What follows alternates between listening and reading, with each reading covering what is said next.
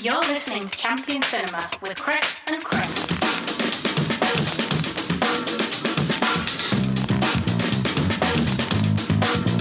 Hello, folks, and welcome to Champion Cinema. I'm Chris with a Cox. See? Oh, I thought you were going to be rude there. Yeah. And I'm Chris with a Killer Car K. Because this week it's the finale of October Horror Month, and we're looking at killer cars with The Car from 77 and Christine from 83. Am I right? 83? Yes, 83, yeah. That sweet period between the late 70s and the early 80s where everyone was obsessed with being killed by something that isn't a person. Yeah, that kind of way. Like, you know, like, I mean, animals, vehicles, all sorts of things. Yeah. So yeah, nothing really much to get to before. I don't really think. Well, yeah, I guess as people are listening to this, it'll just be rounding up to Halloween. It will be. I will be. Hold on. Let's check the date. It'll be the 30th, so tomorrow will be Halloween. So happy Halloween for the morn if you're listening on the day this goes up. Yeah, all right, let's get cracking. Champion Cinema. So The Car was released in 1977, runs for 1 hour and 36 minutes, directed by Elliot Silverstein. It stars James Brolin as Wade, Kathleen Lloyd as Lauren, John Marley as Everett, Ronnie Cox as Luke, R.J. Armstrong as Amos, and Kim and Kyle Richards as Lynn and Debbie. But what the fuck's it all about? Well, in a quiet desert town, a mysterious and seemingly driverless car begins running people down in cold blood. Local law enforcement, led by Sheriff Wade Parent, tries to make sense of the deadly rampage. As more people fall victim to the car, Wade and his team must confront the terrifying realization that the car may be possessed by an evil force. Nice. You went all fucking synopsis game there. I just went it down on it. I like that his name's Wade Parent. It's like they couldn't think of a surname for him that sounded cool. And they were like, well, what's his character trait? Oh, he's a single parent. There you go. It is kind of confusing when you look at the credits and it's like Lynn Parent, Debbie Parent. And you're like, they just couldn't be asked to name people. They were just like, the mum. Yeah. But speaking of which, though, we haven't had a little link between films unintentionally for a while. Oh. So the one that connects this film to John Carpenter, as we'll get to with Christine, is Kim and Kyle Richards, the two kids, the real-life sisters. I think it's Kim is the little girl who gets shot in Assault on Precinct 13. And Kyle Richards is the girl Jamie Lee Curtis babysits in Halloween. Nice. Yeah. Oh, that's cool. So yeah, I mean, I've seen this a lot. Well, this is a film, I'm pretty sure this is the first, because it's not like a horror film, but I think this is the first horror film I ever saw as a kid. You did tell us about like being freaked out like at a very young age about, you know, the demon at the end sort of stuff. Yes, yeah. So it's kind of interesting. It's like the thing I knew about this film basically before seeing it. Yeah. Because my mum and dad had it like taped off TV. Wow. And I don't know why I would have watched it. I think maybe my mum was like, you like Night Raid? You like cars? You watch this. It's got a cool car in it. And It's fairly easy for an entry into a horror movie. It I is, guess. yeah, because I think it would have been about 7, maybe. They're quite young. And, you know, it's not bloody. It's a bloodless horror movie for the most part. Yeah, It's not very pretty much. violent. You can see in certain parts that I think it was a bit more violent and they've cut it down. Yeah, it feels like they haven't they like pared it back for TV or something. That's what it feels like, yeah. Or like pared it back just to go, it's a bit much. We want like we want a family audience to go see. Because the bit where the hitchhiker gets run over near the start, there's a weird dissolve on the single shot that looks like they've cut him out, like reverse it over him or something like that. Yeah, because there's reference as well to him being run over multiple times. Yeah. Where it's like, you didn't really see that. to be No. fair. Yeah. It's like weird. It's just a good place to start, really. That opening scene's funny. It's strange, isn't it? It has a strange, like, air to it. Almost like you think, am I in for a comedy here? Yeah. This, just with him, you know, being like a French horn player and stuff. And he's, I don't know, there's just something a bit like National Lampoony about it or something. Yeah, and then, I guess it's just like, I want you to feel bad for this guy. He seems like a nice guy, full of life, full of beans, full of life. at the same time, there's like a bit of domestic violence going on in the background. Yeah. It's a bit strange. So yeah, no, it's an interesting opening. It's kind of cool that it starts with the bloody music from The Shining as well. Well, yeah, that's what I was going to say. It's like this was before The Shining. It's just that piece because it's used in a fuckload of movies. Yeah. There, it's in Mad Max 2, kind of like a version of it. It's in Jason Lives. It's just the classic evil doom and gloom type music. Isn't Yeah, there's like certain pieces of music that are just peppered throughout. Yeah. You know, like entertainment and stuff, and then this is definitely one of them. And of course, you know, you want to talk about fucking doom and gloom and evil and stuff. I mean, I can't think of another film that opens with a friggin' quote from Anton LaVey. Yeah, that's a really random one again. I It guess is. Satanic Panic and stuff. Most maybe. likely, yeah. Like, you know, it's I guess it was prevalent in people's minds. He still would have been, you know, fresh in everyone's head in the late 70s still. Yeah, So, yeah. very interesting. Because it kind of, I guess it links into the fact there's a demon, I guess. But it's, other than that, it's a bit of a random quote It is. It is. to be had at the start. I mean, what do you think? Because the poster says, what's the line of the poster again? It's like, is it a phantom, a demon, or the devil himself? What do you think? I don't like to think it's the devil. I just think it's some Reggie in the car. It just doesn't like country bumpkins or something. Yeah, it's probably a demon, right? The devil's Yeah. too busy for shit like this. That's what I was thinking. I was like, it's probably just some rogue demon on his elders, basically. He's like, I've got a couple of weeks. I'm just going to go to Utah and fuck with some people, basically. He's angry because he's like thought he was coming to Earth to possess like a young girl or something. Yeah, exactly. And he Yeah. got stuck in some random car. He's just like the devil's dim cousin who possessed a car instead of a girl. And he's like, fuck's sake, Reg. What am I going to do? Stuck in a car. Because, yeah, I love that opening shot of him just like appearing from fucking out of nowhere, basically. And like it's going from like dusk till dawn type of thing. Yeah. Yeah, the car itself as well is really cool. I think that's a good thing about the movie, that it gets the look of it. It's like not really a car you've seen before. Now, You know, I mean, obviously they specially adapted it. I saw in some of the trivia, like they like lowered the roof and give it like skirts and like bigger skirts at the it's side. like it's a what's it called? Lincoln Continental, is that Yeah, right? And yeah. it's like it was modified by a guy called George Barris who did the Munsters car and the Batmobile, 60s innit? Batmobile. Yeah. You can kind of see that actually. You can see like his style. It's not that it looks like the Batmobile, but you can definitely tell Bit long his and style. stuff. Yeah. Yeah. I think with a few more adaptions, you're not really far off from having a Batmobile, I guess. Like with the In look of parts, it almost resembles like the Keaton Batmobile. Yeah. Like the length and the boxiness of it. But yeah, I think that's an important thing to get right in a movie like this, like a visually interesting car that kind of conveys evilness. It definitely looks evil. Yeah. And I love the where it was shot in Utah. I was going to, yeah, that's one of the notes I did put down, like incredible, like scenes and stuff. yeah. Oh my God, imagine living somewhere like that where know. you can just fucking see forever, basically. It's crazy. Like it's really well shot as well, so it makes the most of it. I always think it'd make a good double bill with Tremors. And plus, it's got the same ending. I was going to mention that, actually. It's very much a Tremors movie. Or I should say Tremors is very much of this movie. Yeah. It's like small town with a big problem sort Yeah. of deal. And like, you know, they're isolated from the outside world to a degree and having to like use the environment to like get the better of the They have to the take threat. care of it themselves, type of thing. And like I Yeah. said, even the way they dispatch the car at the end is pretty much the same as the way Kevin Bacon Basically. does it at the end of Tremors. Yeah, I mean, it involves dynamite even in Tremors. It's just not employed in the same way, but it's, a couple of guys running around the hills with dynamite trying to trick the threat into Yeah. like getting either blown up by dynamite or thrown itself off the cliff. I wouldn't be surprised if this was like, you know, there's obviously you can see what some of the inspirations were in Tremors, but I wouldn't be surprised if this was one of them as well. There's maybe a slight influence. Yeah, I wouldn't be surprised. Yeah, Because I mean, it's although Tremors like knows what it is. This isn't as tongue in cheek as it's not like wink wink. Yeah, I would know this is like a throwback movie. It's trying to be a bit more serious. Yeah, but yeah, I it's definitely campy. yeah. I was gonna say, I think it's like. It's genuinely like a good bad film in that regard. Like it's kind of bad and the dialogue's a bit like daft and stuff, but it's thoroughly enjoyable It's as well. fun though. as fuck. Yeah, I'm not saying it's ever gonna. It was ever in line to win an award for fucking best screenplay or anything. No. In terms of like the bad dialogue, the only bit that did stick out in my head is just the poor Native American guy who he says he's on the phone to somebody and he says that he'll shoot an arrow up somebody's ass, Yeah. like somebody that's like harassing the police or something. Yeah. And I just made note. I bet he died inside a little when he said that line. Because I don't know. It's just.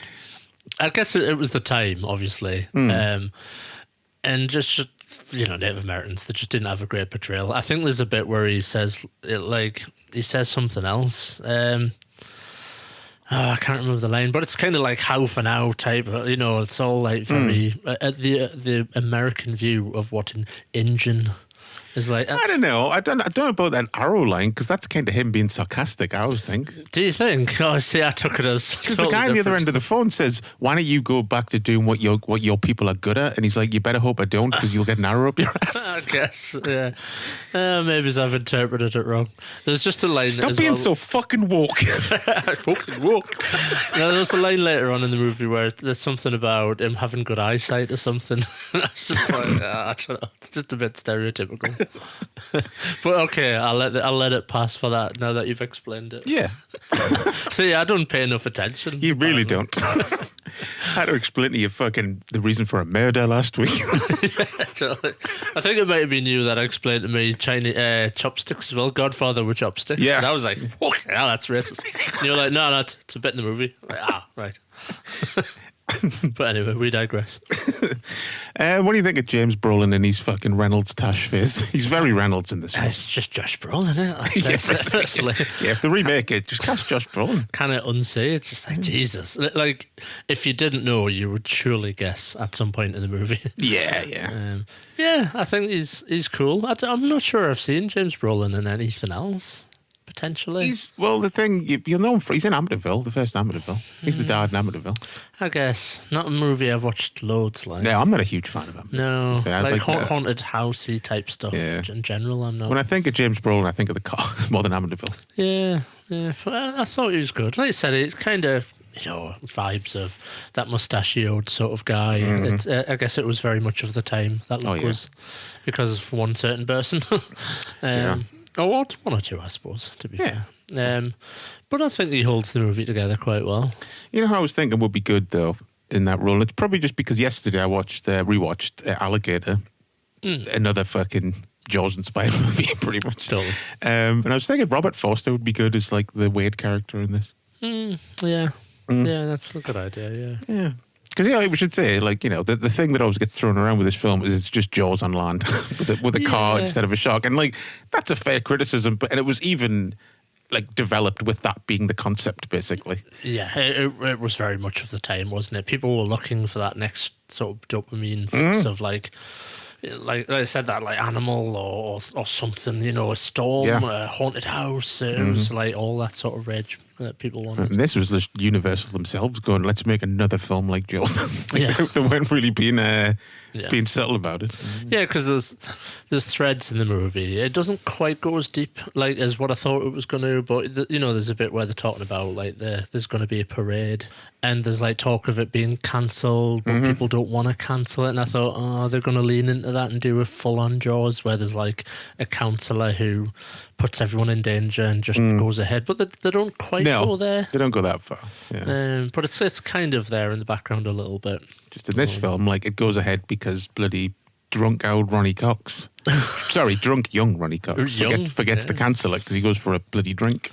He's too overcome and sickened by the death that he has to drink. He is. Or something. I think that's kind of what I got from the movie.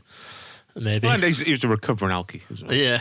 So, if you're going to drink, it's when a mysterious demonic car's killing all your Maris.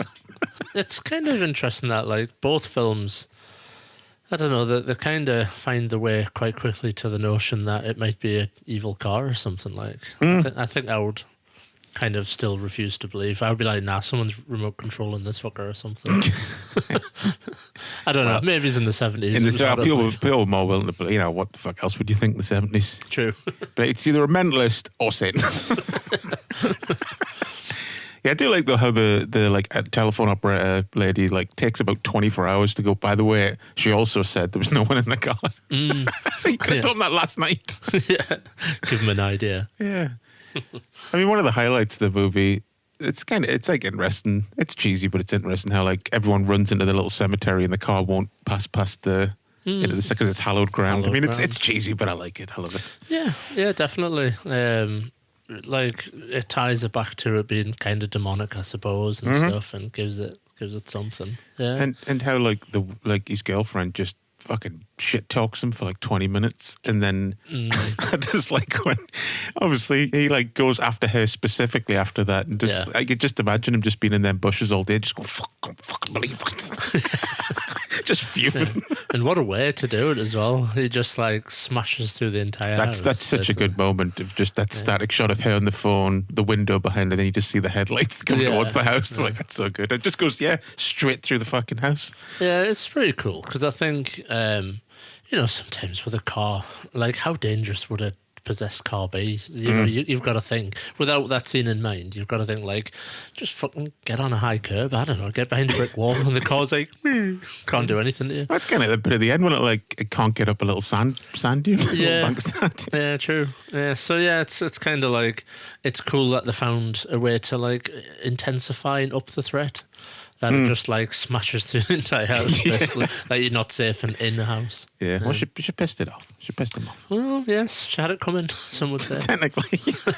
Although, speaking of like that character, the whole like James Brolin's character appears to be in some sort of abusive relationship. When she was like grabbing his nuts and stuff. You know what? Like when I was like, that's one of those moments. I suppose when I watched it, because I watched this a few times when I was a kid, obviously, and then I didn't see it until DVD. But then there was certain bits where I was like, okay. When I was a kid, I had no idea she was grabbing his dick.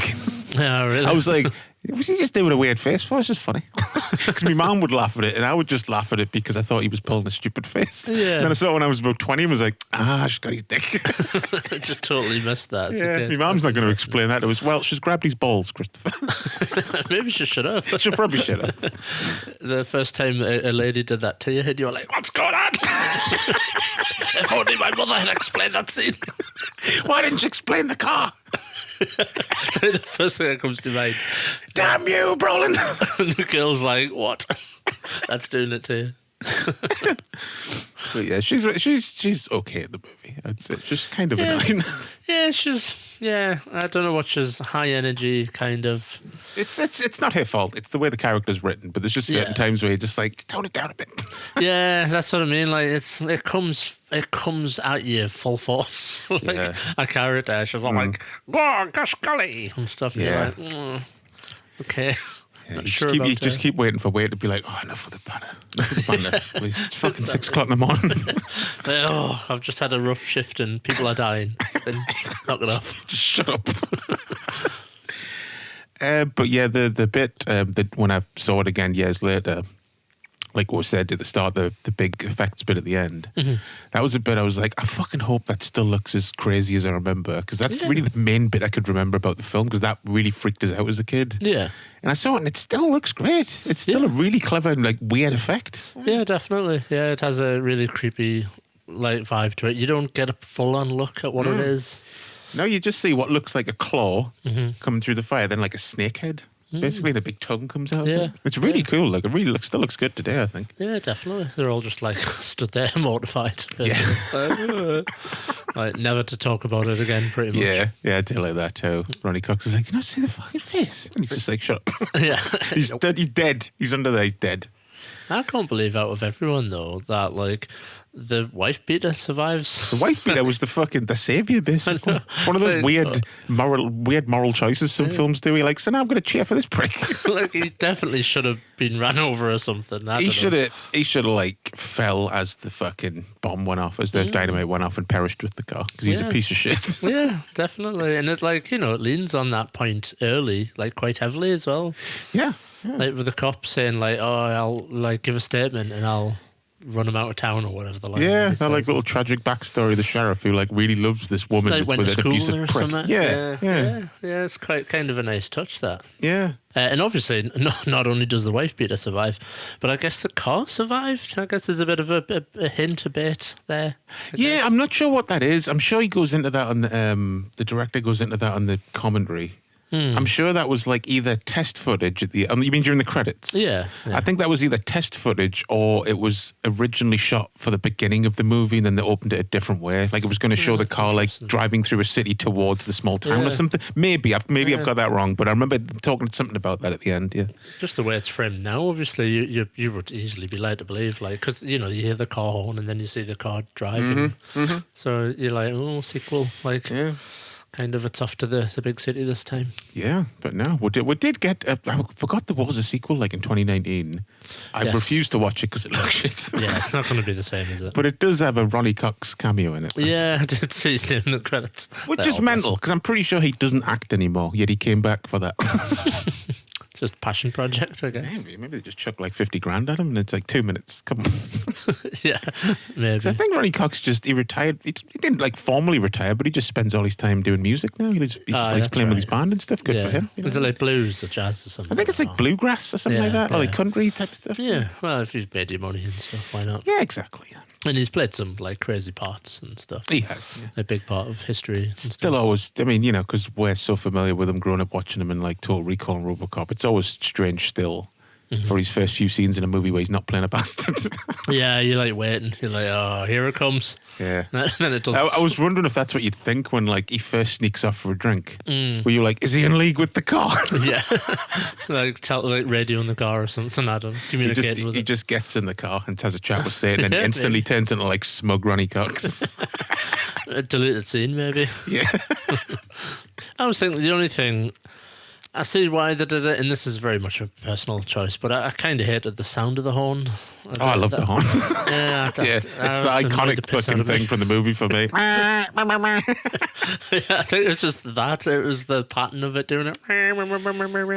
I guess maybe it was deliberately supposed to be annoying, but Well, it's supposed to be like, just fucking, if you heard that loud as fuck, like the bit where he blows out his windows in his garage and stuff like that, it would put the shits up. I used to do that. I don't know if like you even knew what I was doing. When we used to play GTA 3, whenever I would get in like a black car, we'd just drive around going, probably not. Finally got the reference. yeah, it's 20 years later. Champion Cinema. So, March. Arrow put the Blu-ray out, and I forgot how long ago it was now, 2013. Jesus. God. It's got an audio commentary by director Elliot Silverstein, moderated by Colin Waddle. Making of a Mechanical Monster, an interview with special effects artist William Aldridge. Hitchhike to Hell, John Rubinstein remembers the car. Trailers from Hell with filmmaker John Landis. So it's like John Landis doing a commentary over the trailer, and he calls it a dumb movie. A dumb movie. There you go. Yeah. I was like, John Landis calling a movie dumb. You know what else was dumb, John? Fucking what you did on the Twilight Zone. Yeah. Just shut up. Yeah, that's a bit rich. In Germany, in Koch, how do you say the fucking word? Koch. I always think it's Koch, but I think it might be cock. I would always say Koch. I'm going to say Koch because I don't want to keep saying cock. Just because I would say Koch just because I don't like cocks in my mouth. Right. Sorry, cheap joke. Fucking me. Have to proud of yourself. So Koch Media in 2018 released, it's got pretty much everything from the Arrow release, but it also has an interview with Geraldine Keams, who was the radio operator, I think. Just Riding a Bike, 2015 interview with Melody Thomas Scott, I'm guessing the girl from the start. The German Super 8 version, which is only 16, the film truncated into 16 minutes in German. I love it when, for some reason, there's a few DVDs I've got, mainly Germans, that like to include the Super 8 version on there. Yeah. Like the condensed version you used to be able to buy back in the day.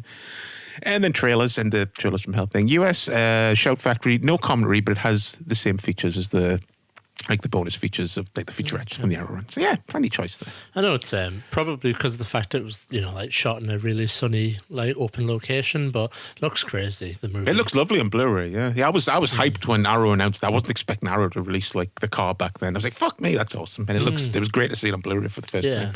Yeah, really, really nice. Again, in similar vein, like Tremors is the same, where it's like it just looks like so fantastic. Yeah, in looks like HD. it came out yesterday, doesn't it, Tremors? Yeah. And like I said, it's a big part of it will just be because there's so much sunlight. Everything is like so well lit, basically. Yeah, minimal grain, So. Yeah. What about some of that? Let's have a look at some of the original promotional art from the time. Yes, because unfortunately there isn't any beloved art that's come out recently. Although, that one there on the top right with the skull and the orange one. I think that's new art. All right, American one. Yeah. Greg Reinell. His name seems familiar. It just looks new. Yeah. You know, it's like an Art Deco style. I'm sure I've seen that like not too long ago, like a couple of years ago. Yeah, it was for a screen at the Alamo Draft House. Yeah. It's kind of giving us like Nazi vibes or something. I don't know what it is about that image. Was he a Nazi? Was he a Nazi demon? I think it's just the angles and stuff and the skull. I don't know, something very SS about it or something. It is a bit.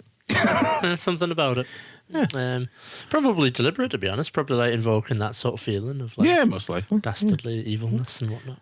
I do like I've always liked the Japanese poster. Oh yeah, yeah. the- That's, Big like art version of the car and stuff. Like Yeah. more exaggerated with her screaming and then running away at the bottom. yeah, that is nice. Yeah, really simplistic. Yeah, it's got a decent like amount of posters really. I think they're all really nice.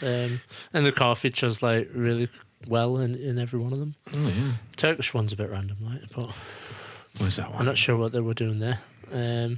It's on the right hand side. Oh yeah. It's not even the same car. It's like a similar car. It's like literally just like a Rolls Royce or something. Seitan Arabasi. It's like just something they've just used random artwork for that. What's that? It's like Bond or something. Why is there a kid in the car?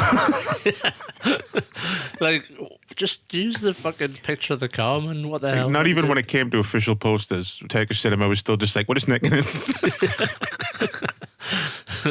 I guess they stayed on brand. They were just stuck in a rut there. They were like, just nick it from something else. I don't care. But we don't have to. Just do it. That's what we do. Yeah. Like, we've literally got a picture here of the car from the We've movie. got all the fucking materials we need. Nah. Also, when we release the film, stick the Indiana Jones soundtrack on it. You're all like confused as shit by it. What? But yeah, the main US one there, that's a larger one, the black and white one, it's okay. I like the other one with the car coming over the hill. Yeah, me too. That's a cool one. Yeah, I think you need something a bit more than that. The black and white thing, it's kind of works with a family running away and stuff. But no, I like the other one. Yeah, I quite like the one there. I think that's newer as well. The one on the left, couple down. It's like an American one again. Oh yeah, that's the Shout Factory. Yeah, Is it's it? a Shout Factory, just Osborne. Yeah, Yeah, that's quite cool. it is nice. Yeah. Yeah. Somebody should do like. Although I suppose you can probably get a model of the car. I would have thought. Cars always get good representation, and like die cast and stuff. Yeah, you probably can. That does sound familiar. Fucking John Landis mentions on that Charles Mahal thing that Guillermo del Toro had his own one custom built because he's a big fan of the Really? movie. You can catch him like driving around it in the city sometimes. Just got the same horn and stuff. Yeah, yeah. You would have to, wouldn't you? I suppose. I'm going to pay him to come to your house and just beep the horn over him. Champion Cinema. So, another car movie, Christine, released in 1983.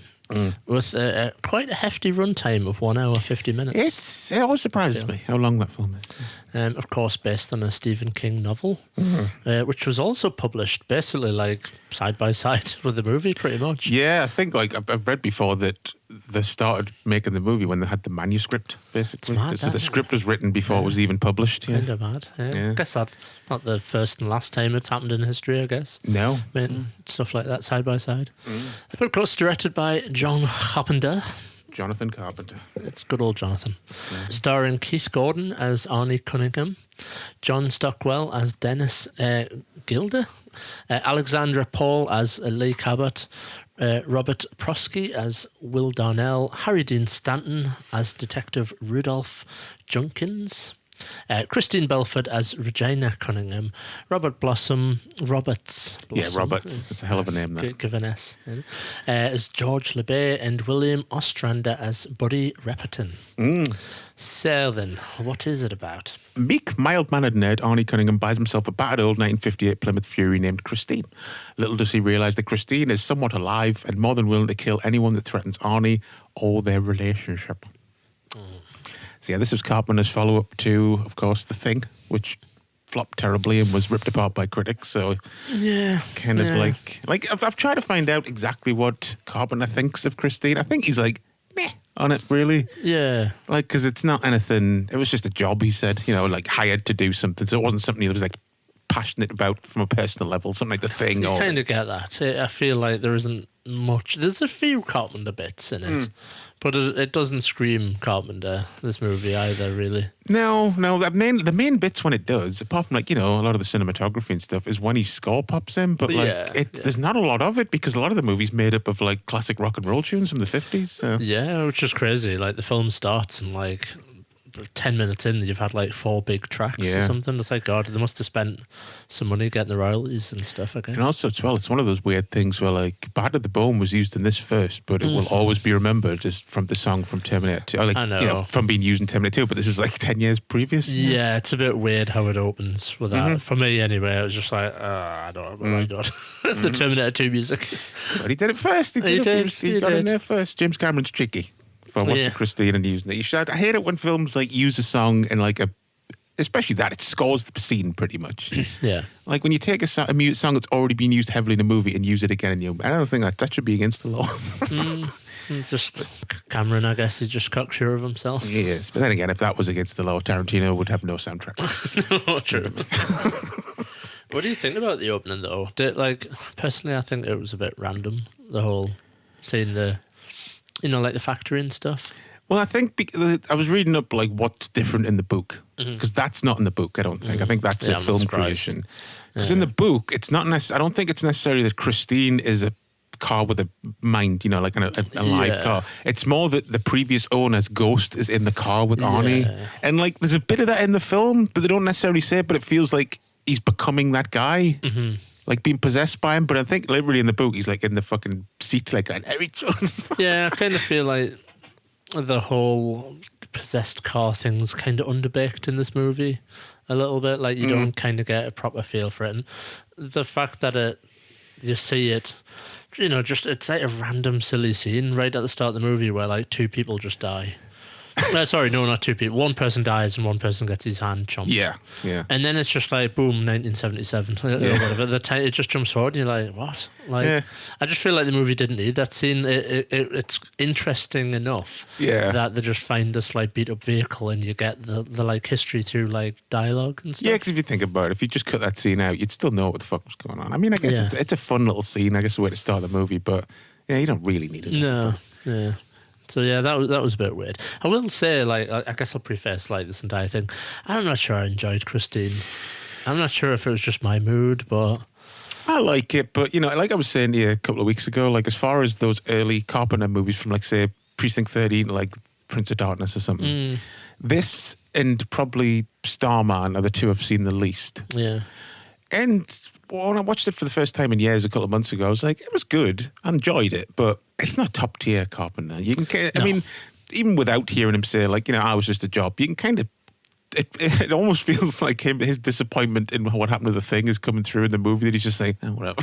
Yeah, he's gone through it. And I'm not saying he's half-arsing it, because it's still a great looking movie. The music's great. Some of the atmosphere is great. There's some great moments in it. Yeah. But yeah, and it's just drag. Like I said, it's weird. You were saying about the running time. It's fucking weirdly long. Too long. It needs, and also there's 25 minutes of deleted scenes on the Blu-ray, and I'm like, so the original cut was 2 hours 20 minutes. Yeah, it's just too much. I mean, maybe it would have worked as like a, you know, like a Stephen King special where it's like 2-parter. I was thinking that actually. I was thinking because I know it's going to be remade by Blumhouse soon, probably next year, and I was like, it might work better as a Netflix show or something. Yeah, where you kind of like have, because I suppose the problem is like, well, this movie is like the Cunningham character, the Arnie character, I should say. He's like, you know, he's like a Poindexter with like glasses and stuff. And then like it feels like he goes from that to like he's a greaser in the next scene, and he's all like, "Hey, forget about it." And you're like, "No, I'm fucking not buying that." I'm sorry. Like, the leap is quite quick. Yeah. Like, I don't feel like it has a natural like he's being corrupted. He just goes from being like, well, I was going to say an innocent nerd, but no, he goes from being a cunty nerd to being a cunty greaser. And so I think that's my next problem with this movie. Why is everybody a total twat in this movie? Like everybody, it's like wall-to-wall arsehole. Like for some reason, it's like, what's going on with the dialogue? Like I want that on the poster. Wall-to-wall arsehole. Chris Landon, Champion Cinema. It's like the two main characters are in the car and they're all like, "Hey, that girl, she's a sperm bank and stuff," and it's all like, and they're like, "She's got a great mind and a body of a slut or something. I was just like, oh, Well, Jesus. this is how boys talk, Chris. I'm not sure it is. Fucking Christ. Well, this is people- how cunty boys talk. Yeah, totally. So I just feel like there isn't like a hero in the movie. They're all kind of like shitty, and people die, and then the movie ends, and you're kind of like, I don't know. I think my favorite character in the movie is the fucking the guy who plays Nick in Last Action Hero. He's like the cigar chomp, because I love cigar Yeah. chomp and scruffy looking cunts. in films. He's perfect. You can smell him almost. True. He's like smoking a cigar and chewing tobacco at the same time. I mean, that's It's like gross. double like tobacco. And when he points at one bit, like his entire finger is brown. Yeah, well, it would be if It's he's a good attention to detail. Speaking of dicks, though, in the movie, I mean, Buddy Repperton, the bully, Yeah. he's top tier in the twat department. Yes, And, yeah, but despite looking like he's in his late 30s, yeah, it's like, do these people really go to school together? Surely I not. know he looks like he's been held back about 15 years. Maybe he has. Yeah, maybe that's in delayed scenes. We don't know. He's got a hell of a crew, like with him from other movies. He's got Stu Charno from Friday the 13th 2, and the dude from the Star Ghostbusters that gets Yeah. electrocuted by them. He's like unmistakably him. Yeah, That yeah. guy just has that look where you're just like, yep, that's the guy from Ghostbusters. Because when I saw it for like a few months ago and I hadn't seen it first, I was like, who the hell is he? What's he from? Like instantly, I just kept watching him. And I couldn't think until I had to check. There's a few people in this movie, I guess, because there's the guy from Home Alone, the old guy. Yeah, as well, Roberts that name. Blossom. Yeah, I've never known of anyone else called Roberts. No. It's a first Yeah. name. Yeah. It's like a typo on the birth certificate or something. Probably. I like, you're called Roberts. It's too late. He's good in it though. Yeah, he is. Yeah, he he does a good job of like giving the creepy exposition, but like he also just cannot be bothered. He's like, fucking take the car and get lost. You should check out this movie he was in the 70s called Deranged. It's like a sort of one of the first Ed Gein inspired movies. Oh, right. Well, it's essentially the Ed Gein story, but he's called something else. You know what I mean? It's like an unofficial Ed Gein bio, but yeah, it's got some. He plays him just sitting around talking to corpses, basically. Yeah, really. Yeah, it's very creepy. Mad. It's like if you imagine like what the old guy in Home Alone actually got up to. He's not Yeah. nice at all. It's all just like a cover, basically. Yeah.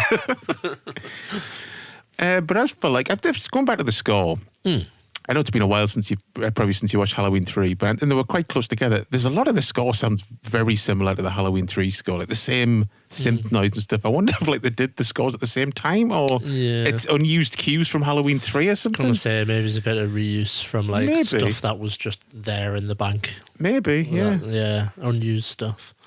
But it is great. I mean, It's classic Carpenter. the bit when like the gang smash up Christine and stuff like that's great. Like there's just a great like ambience about the scene. Like Yeah. the lighting's really good, like kind of dark, and the music's there and stuff.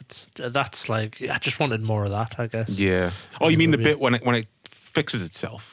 Well, Or the bit where they actually smash it? when they're actually smashing Yeah. it, well, it's when the first run in, and like there's something about the camera work and the like the shadows and stuff, and Yeah. and then like the synth scores there, and you think that's really nice, that bit. 'Cause I love the music when he's like, show me, and it fixes itself. Yeah, and it that's starts cool. carpentry, and then it goes into that like sort of, I'm not really sure what genre that music is. It's just loungy, dark jazz, with like Twin Peaks, basically, that kind of music. And it's Yeah. really, really effective and like atmospheric. It's great. It's a really cool scene as well. Like the It effect is. holds up Yeah. massively. It does, yeah. Like I guess like reverse footage, Most and likely. something, but but I'm just always like, you can't see it being crushed. Like it's No. it's strange. I would love to know how they did that. Actually, I'm going yeah, to check. yeah. Like did they do it in model and use? It doesn't look like it if they did. Yeah, but really, really clever. It looks really seamless. Yeah, Like, totally. yeah, in a time, obviously, when things had to be achieved. Oh, yeah, of course. practically and stuff. So, yeah, very, very impressive. For any of you youngins listening, we didn't have computers back then. Yeah, well, that's it. It's kind of sad, isn't it, nowadays? I know. It's just like I know. literally everything CGI. I know. There's no secret or magic behind anything. And another like a shot I would call iconic from the movie is when it's chasing Buddy on fire. Oh, yeah. That's so good. It's something. It's like just pure hell, isn't it? Really? Yeah, definitely. That's such a striking visual. It that. is, Like, it just like when it first like catches fire and like the whole car's just up in flames. It's like fucking hell, that's mad. Yeah, and a dangerous stunt. Yeah, Imagine. yeah. The stunt driver in that must have been like, fucking hell. Like we always say, we always pucker up a bit, like when certain films do like insanely dangerous, just set a guy on fire type stuff, but Yeah. being in a fucking car that's on fire. Yeah, because like, what if, I don't know, the door seizes because the heat or something? Yeah, yeah. Kind of crazy. Yeah. But yeah, very, very cool how it's like just determinedly chasing them down the road. Yeah. He makes the faux pas of just sticking on roads to make his getaway. Yeah. Climb a lamppost, mate. Like, hop over a wall, I don't know. Just don't run down a long, straight road, for fuck's sake. What's your plan? He seems like a massive moron. So Yeah, I'm true. surprised he didn't try and knife fight the car or something. You know what I mean? Yeah, I guess his whole crew are morons, basically. Yeah, That's kind of the point. Yeah. I did like the bit when it like aggressively crushes that guy in the like little alcove. Yeah. Where because he gets himself in like a little space where he thinks he's safe, basically, and the car like just rams itself into the tightest of spaces to get at him, and it's It kind of like cool. fucks itself to fuck him up. Yeah, really cool. Yeah. The Ghostbusters dude though, I thought that was a bit of a weird scene. Like that didn't quite work. Almost like something was cut. Or... It looks like they've combined two things, because it looks like the viewers, Christine running him over, but then then it cuts and it's Christine smashing what you think is smashing Buddy's car into him, and I'm like, Yeah. that weirdly doesn't make sense visually. No, and I think you see, like I did rewind it. You see, like kind of like a dummy, like flying off. Like it's supposed to have literally But it's very quick. and it's just like, oh, that's kind of didn't work. I guess. Very strange. What do you think of I like it. It's very Carpenter and it's very tongue in cheek. The final shot when it starts moving again, and then Yeah. I like that. Yeah, it's an interesting question. Actually, I made note of myself. Like, what are the rules of this movie? Can Christine, for instance, like, where does its powers end? Can it regenerate from just a singular nut? That is Maybe. my question. Yeah, Like, how do you stop Christine? like really, I'd be like, okay, put it in a cube. Now we'll chop it in half. I'm taking this cube to Mexico. Bury it in the desert somewhere. Yeah, or I'm something. gonna bury it in the Mexican desert. Yeah, because it is a cool concept that the car can like kind of regenerate itself. I guess that's cool. And I like the stuff like it communicating via radio. Kind of made us think of Bumblebee and Transformers and Yeah, stuff. that is funny when it's like, I hear you knocking, but you can't come in when he's trying to open the door. And Yeah. stuff. It's got a sense of humour. Yeah. The only thing that, another thing I should say that I was kind of disappointed about is just like Harry Dean Stanton's usage in the movie. I thought he was kind of wasted. Yeah, it's always nice to see him, but yeah, he doesn't really. I mean, then at the end, when the friends are dead, they'd be like, why does it seems like Harry Dean Stanton's character is just like, the car was possessed, wasn't it? Yeah, that's a shame. that's another thing. That's kind of like they're all very accepting of the fact that it's like an evil car again, and you're like, would you though? Really? Yeah, and he's just like, oh, my friend died. Then he's like, hard lines. Yeah. Yeah, he just, I don't know, he kind of turns up and he's like, hey, I'm investigating it. And then there's another scene where he's like, I'm suspicious of you. And then, like I said, the end scene where he's like, well. And then the movie's just over and you're like, what did his character add to this movie at all? Once again, though, 25 minutes deleted scenes. So Yeah, who knows? yeah, All of our maybe. complaints could be in the deleted scenes. True. It's a film I've never owned, like on DVD, or I don't own the Blu-ray, so I haven't seen any of those deleted scenes. Yeah, shame. When you've got Harry Dean Stanton, you've got to use him. He's such a great actor and stuff. So Yeah. kind of underuse of him. Quite like Robert Prosky in it though. I thought he was really good. Who did he play again? The like old guy, the garage owner. Yeah, that's what I was saying. Yeah, he's my favourite character in the movie, yeah. Yeah. Like just looking down my notes, like basically for me, the guy from Gremlins 2. That's it. Yes, Gremlins 2, yes. Who Actually, plays I was trying to Dracula. think, I know him from something else, and it's like, Last Action Hero and Gremlins 2. I think he's Miracle on 34th Street as well. I think he's Oh, in is he? that, like the judge in the more modern Miracle on 34th He's Street. kind of a bit of a Lithgow, isn't he? Just like, think how nice he is in some movies, then how much of a fucking stinking scumbag he is in this movie. Yeah. He gets about, yeah. I do love that scene where he tries to like be nice to Arnie. He's like, tell you what, you pick up around out here and put the toilet roll up and maybe even also a couple of bucks. And he's like, I'll think about it. He's like, well, don't think too fucking long. Yeah, the Arnie character. He's a strange character. Being a bellend, yeah. It's like just fucking, he's trying his best, man. This is him being nice. That's like Arnie basically before he gets possessed, pretty much. Yeah, that's like just at the cusp, yeah. It's like he was always a twat. Yeah. Beating on his family and stuff. Yeah. I mean, that is quite a funny bit where, like, he just fucking grabs his dad by the neck and then just gives him a slap on the face and goes to bed. His dad's like, what the fuck? Yeah, oh my God. It's pretty funny. So, yeah, I think I would be interested to see a remake because I think you could do a lot more with the slow decline of that character. Yeah. Which I don't feel the movie, like, captured at all, basically. Like I said, he just immediately started acting and behaving more like I'm saying greaser jokingly, but it's that kind of, they're going for that, and the like leather jacket, they're like the slick back combed hair and stuff. His attitude pretty much just changes to the attitude probably of the guy, previous owner, the previous owner, yeah, from like the 50s or whatever. Yeah. But I just feel like they could have done more with it. I agree. Like that slow kind of decline of his character and stuff. And like I said, maybe the movie is, I think it's going to probably stick more to the book. So instead of it just being like, Christine is just this evil car because, it's going to be more like upfront that it's the ghost of the guy possessing him type of thing. Yeah. Although I don't know how this will go down with you though. Like, it's been made by Brian Fuller. Yeah. Who was responsible for Hannibal and Star Trek Discovery. Yeah, not good then, basically. It's weird because Hannibal's pretty good. But I know you hate Star Trek Discovery. Yeah, it's really, really bad. I don't know, some people like Discovery, but it's like the worst thing I've ever seen personally. But Ever. yeah, it's worse than like The Terrorists or something. Oh, God. Come on. That's silly. Not I would rather watch that. Not Nick Millard's masterpiece that is The Terrorists. So that's how bad I feel about it. So any more final thoughts? Yeah, that's something I did make note of. I know we kind of talked about it, but just like the fact that the characters just decide the car is evil and sentient, like I feel like it probably needed a scene where they see the car doing something on its own. Like, I understand, like, people would be like, oh, it's that car, I swear, it's having a bad effect on them. You know, Yeah. people would do that. But I'm just not sure people would be like, it's definitely possessed and we need to kill the possessed car. It's like, no, I don't think they would get that. There should be a scene which just links these two reviews perfectly where, like, I don't know, his mate's in bed and the car's on telly and he's like, fucking car's possessed. I know it. Yeah, totally. It's just one of them, right? It's the thing I always hate where it's like, characters do and say something because the script says so, sort of stuff, and you're like, oh, I don't really buy they would behave It's that like way. they have to get to a point where they believe it's the car, so they just do. Yeah. The main lass in it though, obviously, I guess I should mention, she went on to be Baywatch, yeah. They're like the adult of the gang. Yeah. I seem to remember. Yeah, but it's very, very pretty. Oh, yeah. Very, very And pretty she's lady. there, what you were saying before, I don't think she's a dick in the movie. No, true. True. If she ever behaves like rude, it's because she's dealing with his shit. You know? Yeah, basically. Yeah, I mean, good God. She puts up with a lot in this film. She would have fucking. Plus, like, if he tried, she could have fucking killed him. She's like towers over him like a foot taller. Yeah, because, yeah, he is quite a little guy, isn't he? He's lucky she didn't beat the shit out of him at some point. Yeah. Totally. But as for merch, it's weirdly available on 4K seemingly everywhere except the UK at the moment. Wow.